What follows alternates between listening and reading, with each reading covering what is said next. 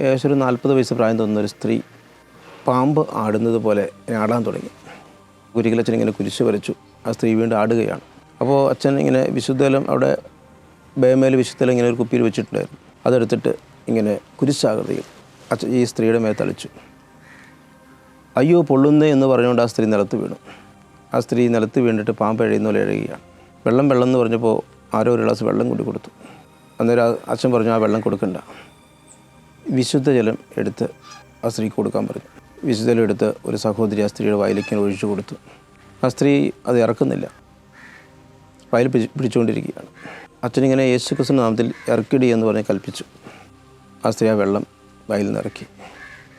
ആ സ്ത്രീ പറയുകയാണ്, അത് വെള്ളമല്ല, അത് യേശുക്രിസ്തുവിൻ്റെ രക്തമാണ്. കത്തോലിക്ക പുരോഹിതൻ ആശീർവദിച്ച വെള്ളം കൊടുത്തു കഴിഞ്ഞപ്പോൾ പിശാച് ബാധിതയായ ആ സ്ത്രീ പറയുകയാണ്, എനിക്ക് പൊള്ളുന്നു, അത് വെള്ളമല്ല, യേശുക്രിസ്തുവിൻ്റെ രക്തമാണ്.